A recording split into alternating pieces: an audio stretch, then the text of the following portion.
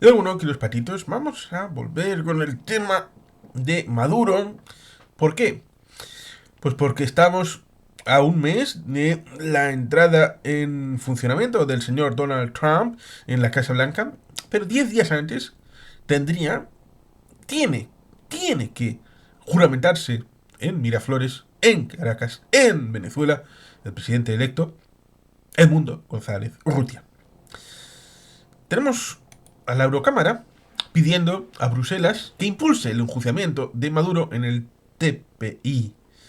La Comisión de Peticiones del Parlamento Europeo ha solicitado a la Comisión Europea que impulse el enjuiciamiento del presidente venezolano, prácticamente expresidente, derrotado el 28 de julio pasado, Nicolás Maduro Moros, en el Tribunal Penal Internacional TPI, a la vista de las violaciones sistemáticas de derechos humanos en Venezuela que se han agudizado tras la derrota de Nicolás Maduro Moros en las elecciones presidenciales del pasado 28 de julio.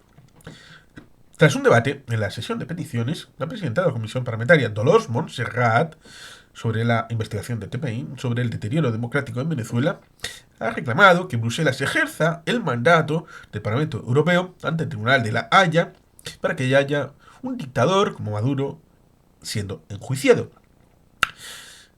Tras indicar que esto es actuar en defensa de los derechos y libertades del pueblo de Venezuela.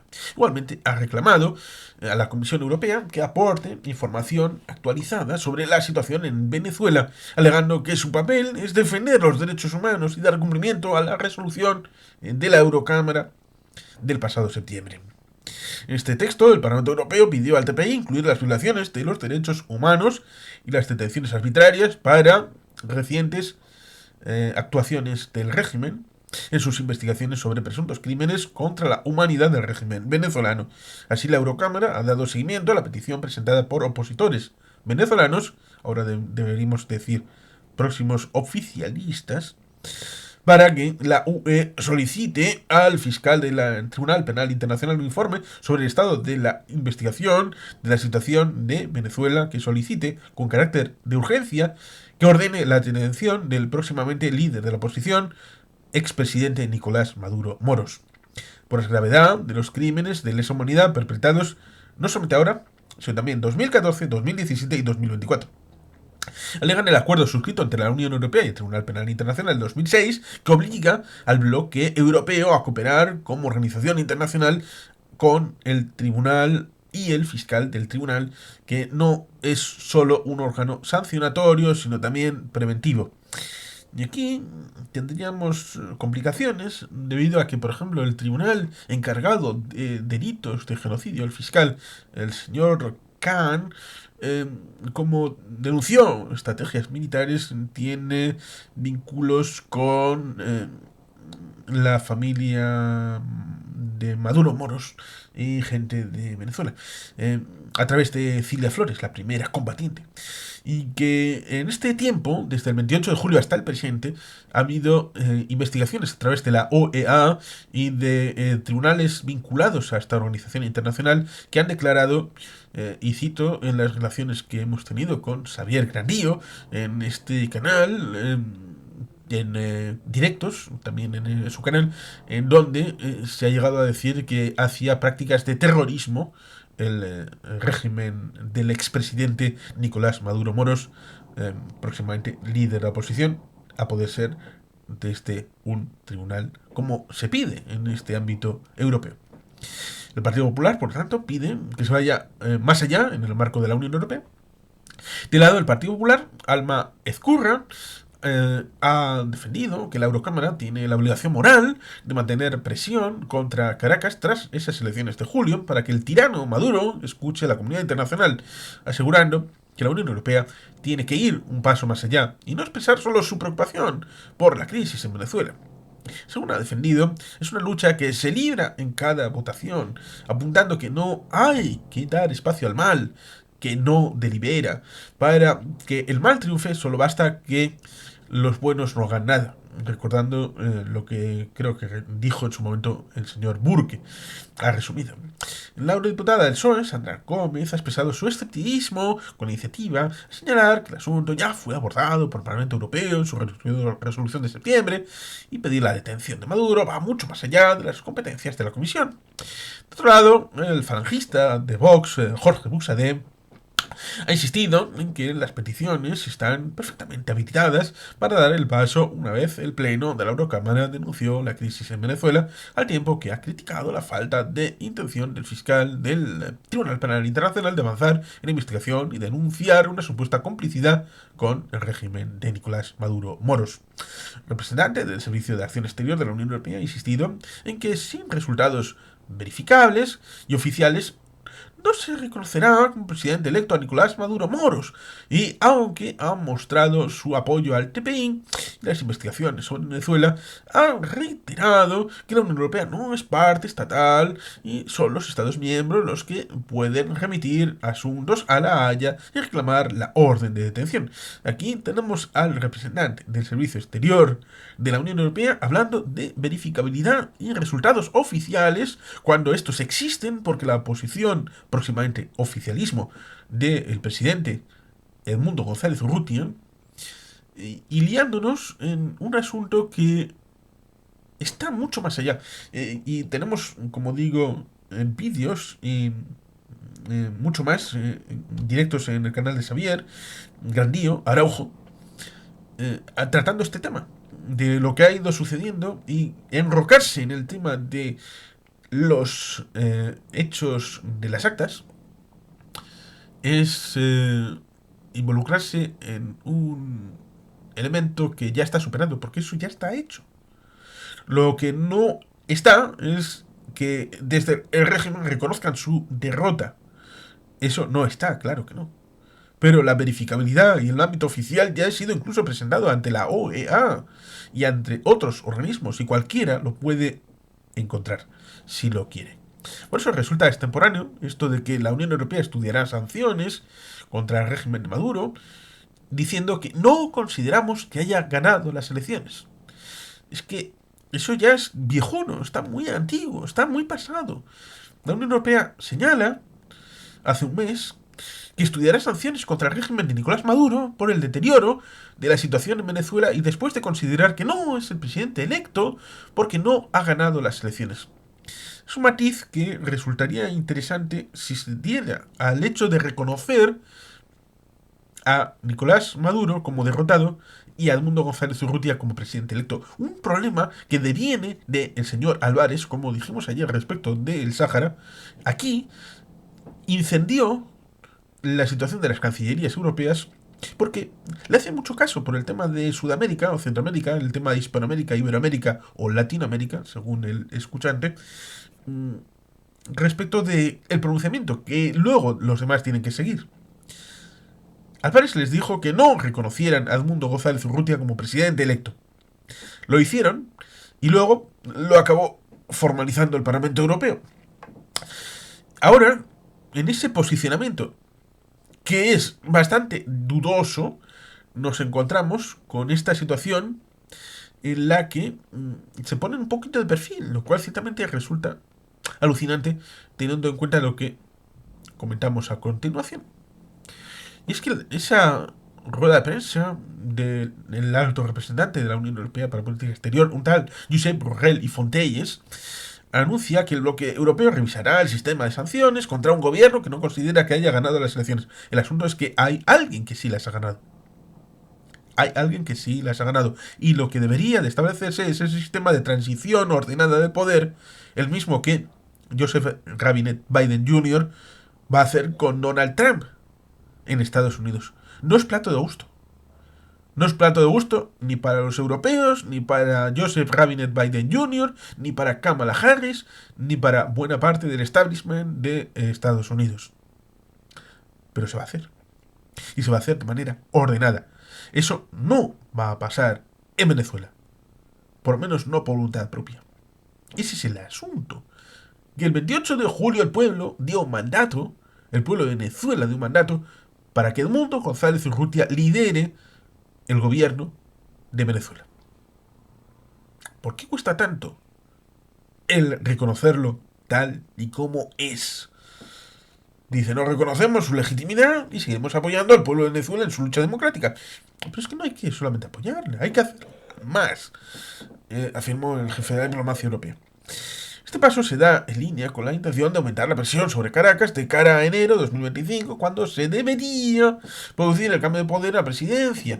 También tiene lugar después del encuentro de Borrell con el candidato opositor, presidente electo, vencedor, no candidato, presidente electo, vencedor de las elecciones, ganador por millones.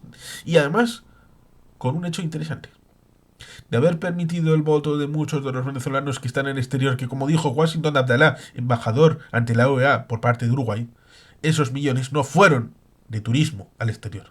No fueron a hacer visitas internacionales de gusto. No se les dejó votar, con lo cual la victoria habría sido extraordinariamente más abultada. Ofreció apoyo europeo a las aspiraciones democráticas de Venezuela y señaló como el ganador de los comicios según los datos disponibles.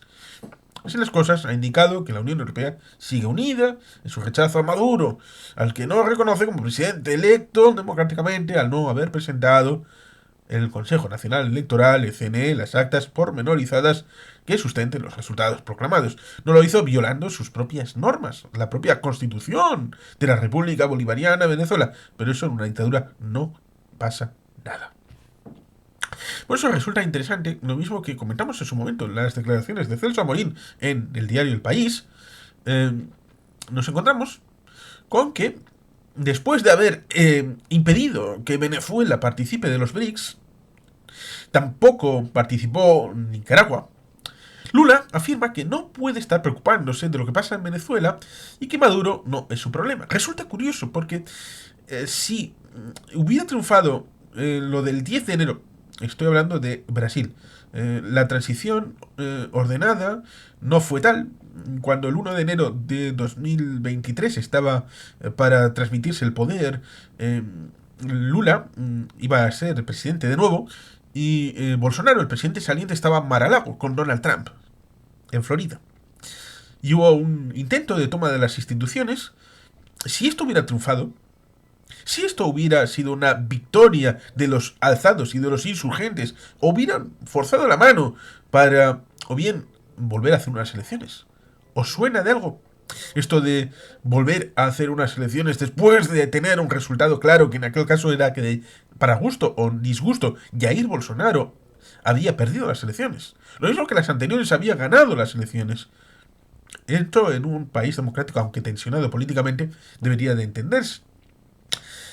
Y es que, remito al asunto, ¿cómo hubiera querido Lula que hubiera reaccionado Sudamérica y el resto del mundo si Bolsonaro hubiera conseguido, o bien, volver a hacer unas elecciones y en ellas ganar a Bolsonaro, o hubiera retenido el poder de alguna manera con poderes extraordinarios, a pesar de estar en Mar-a-Lago, en Florida, pero sus huestes le hubieran hecho una alfombra para que volviera como presidente de alguna manera, o hubiera dado un autogolpe de alguna manera como Fujimori en 1992. ¿Cómo hubiera deseado la reacción del resto del mundo diciendo algo parecido de Lula afirma que no pueden estar preocupándose por Brasil y de que Bolsonaro no es el problema de la comunidad internacional? ¿Verdad que las cosas cambian cuando afecta a uno respecto de los demás? Y es que tiene ese miedo, tiene Amorín ese miedo, tiene Lula ese miedo de que si dan un golpe de mano y meten en Miraflores al presidente electo, Edmundo González Urrutia, entonces, igual, un Bolsonaro del futuro quiere hacer lo mismo, pero se olvidan de un pequeño detalle. Tendría que basarse en una victoria electoral. En una victoria electoral. Si un Bolsonaro gana en Brasil, será porque el pueblo de Brasil lo ha elegido. Si el pueblo de Venezuela ha dicho que Maduro no, y que Edmundo González Urrutia sí, el problema es de base democrática y de credibilidad del sistema democrático por parte de Lula y de Celso Amorín. Y es que el presidente de Brasil, Luis Ignacio Lula da Silva, parece querer rebajar el tono de la creciente crisis con el gobierno de Venezuela, afirmando que no puede estar preocupándose de lo que sucede en aquel país. El tiempo ha zanjado que el presidente Nicolás Maduro no es su problema. He aprendido, dice Lula, que hay que ser muy cuidadoso cuando se trata de otros países y presidentes. Maduro es un problema de Venezuela, no del problema de Brasil, ha dicho Lula en una entrevista a Rede TV, en la que agotó su silencio tras varias semanas sin abordar una cuestión que parece haber enturbiado. Yo quiero que Venezuela viva bien, que ellos cuiden de su pueblo con dignidad. Yo me preocupo de Brasil. Maduro, que se preocupe de él. El pueblo venezolano que se preocupe de Maduro, ha dicho el presidente Lula, quien en la gestión de la visita con respecto del G20 a Río de Janeiro, para ocultar las favelas, porque daba mala imagen de lo que quería proyectar Brasil y Río de Janeiro o Flamengo para el mundo, puso unos paneles grandotes de colores, ocultando la realidad del país. Ese también es Lula. Tampoco, dice Lula, puedo estar discutiendo ahora con Nicaragua, ahora con Venezuela o con cualquier otro. Tengo que intentar pelear para que este país funcione, ha dicho. Entonces no reclames el liderazgo continental. Si no quieres estar preocupándote de Nicaragua, de Venezuela, de cualquier otro, entonces no eres un líder regional. Brasil no es, entonces, un país que quiera ejercer el dominio regional, que quiera ser un país candidato a potencia regional, porque las potencias regionales se preocupan no solamente de su país, sino del liderazgo, ya sea moral, político, militar, económico, con respecto de los otros países. Ahí estás haciendo daño a Brasil, Lula. La relación entre ambos países no pasa por su mejor momento después de las elecciones de julio en Venezuela. Si bien ya todo comenzó a enturbiarse en marzo de este año, cuando el gobierno brasileño reprochara a las autoridades venezolanas impedir registrar una candidatura a la oposición para estos comicios. Desde entonces, el conflicto no ha hecho más que escalar, con Lula negándose a reconocer la proclamación de la victoria de Maduro, cuyo gobierno no ha escatimado en ataques directos hacia el presidente brasileiro.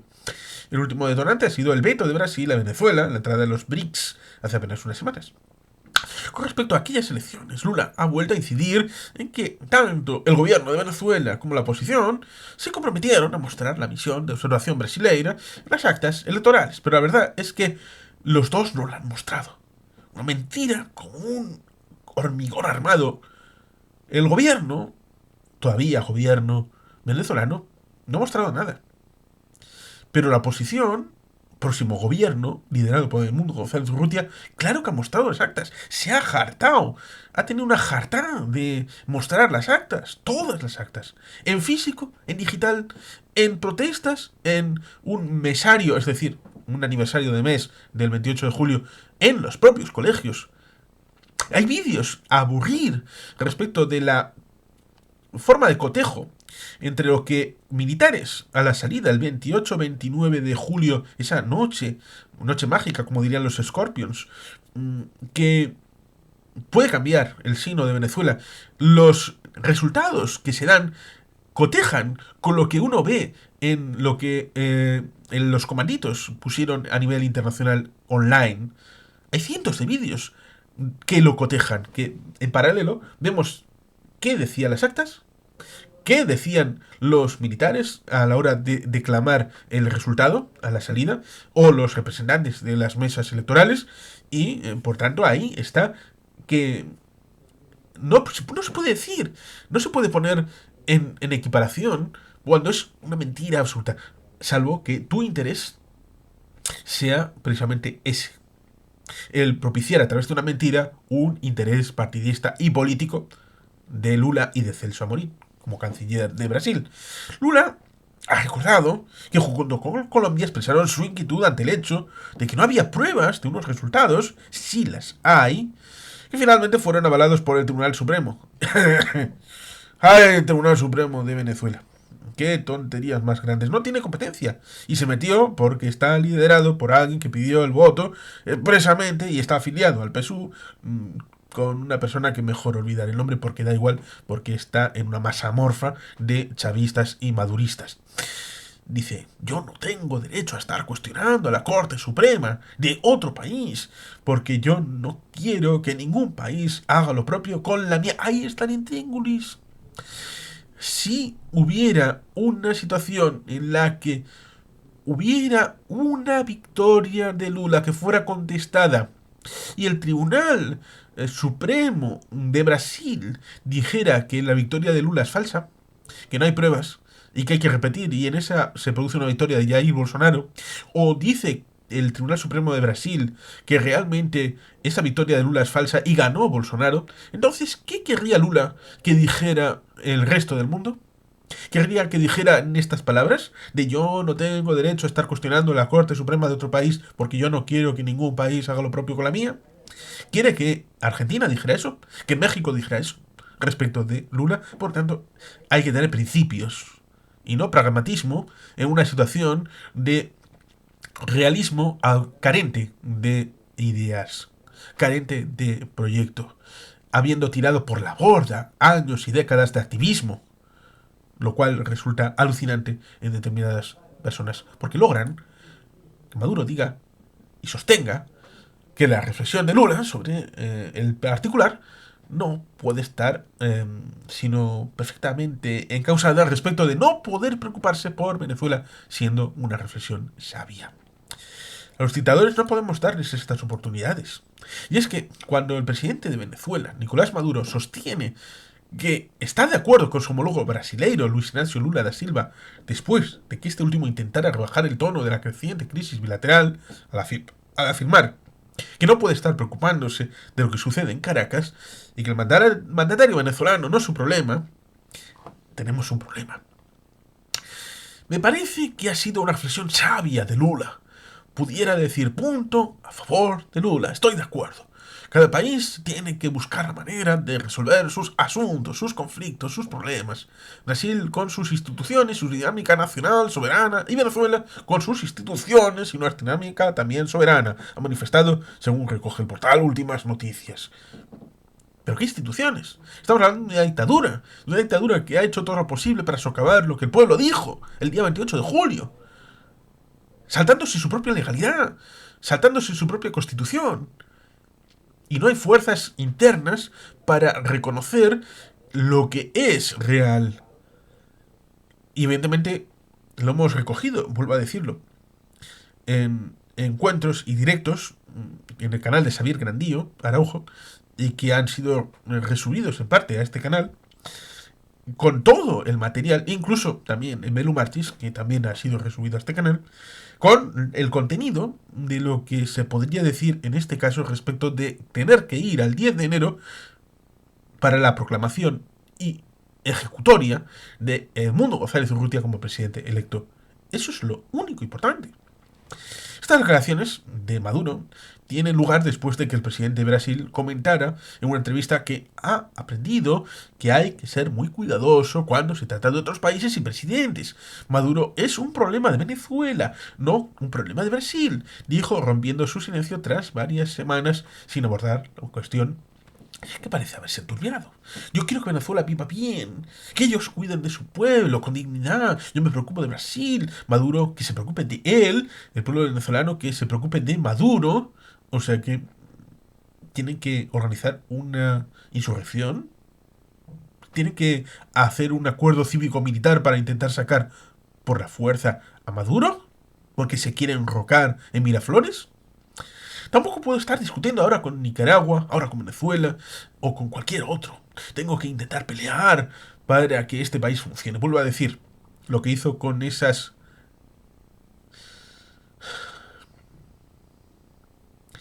oprobiosas formulaciones respecto del G20 tapando las favelas en Brasil, porque le venían mal. Ocultar la realidad, maquillar la realidad en Brasil. Y el tema del liderazgo regional, una traición, ¿eh? Una traición absoluta.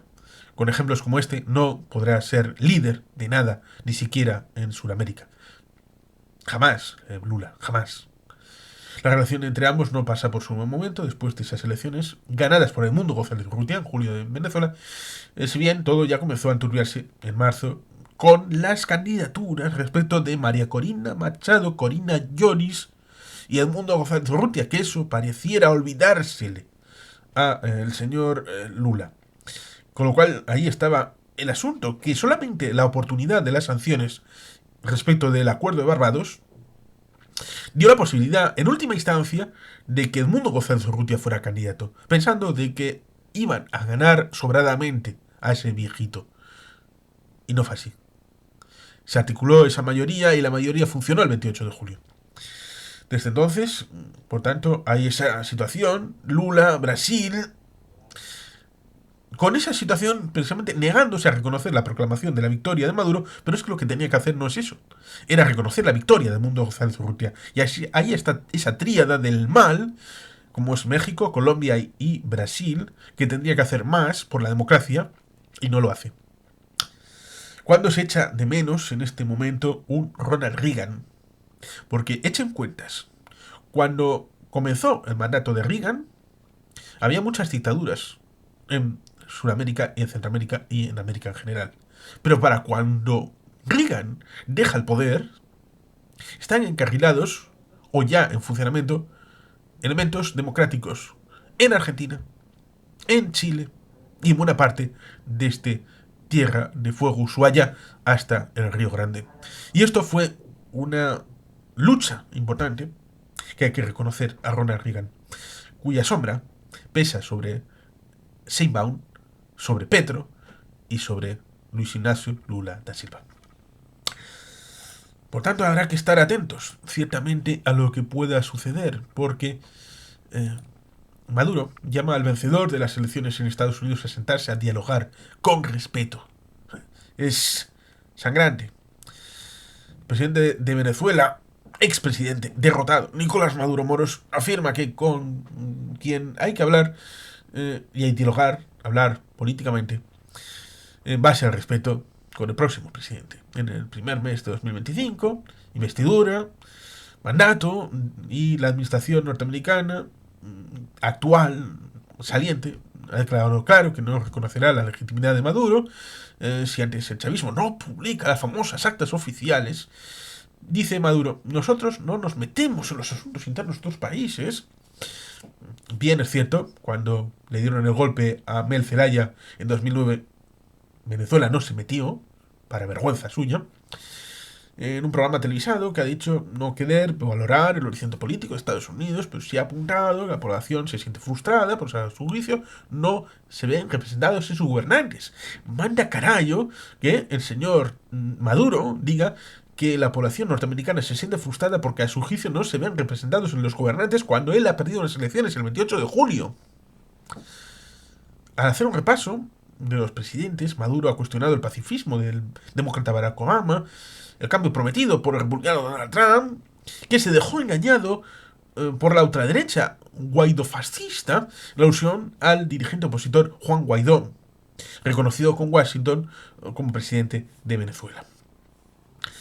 Con Joe Biden, la administración estadounidense ha seguido la misma línea y se dejó llevar por el viejito Urrutia, según Maduro, que se ha referido en estos términos al candidato presidencial Edmundo González Urrutia. Gane quien gane, las elecciones presidenciales en Estados Unidos no debe asumir políticas fracasadas de la ultraderecha, lo dice el ultraderechista Nicolás Maduro Moros.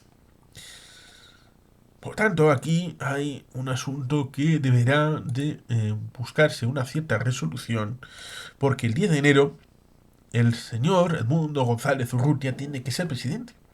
Y de aquí a entonces, ya queda mucho menos de lo que había hace varios meses, debe de articularse la solución para que, como dijo María Corina Machado, se haga más costoso, no para Nicolás Maduro, no para Diosdado Cabello, no para Vladimir Padrino López, no para esa gente, ese cogollito que está encima, sino para todos los que están en el medio, que sufren las mismas miserias con el mismo salario de pobreza, con todas las situaciones respecto de la canasta de CLAP y todo aquello, que entiendan que seguir las órdenes con aquello que fue juzgado en Nuremberg, seguir las órdenes tiene más costo que rebelarse y estar al lado del pueblo, que obligue a Miraflores a liberar a las instituciones y dar paso a una transición ordenada. Problema para ellos, que deberían de entender que si no es ordenada, la transición en algún momento va a ser desordenada. Y va a ser culpa de ellos. Y sin más, queridos patitos, es que ricasco, agur, berobat, beti gelpian.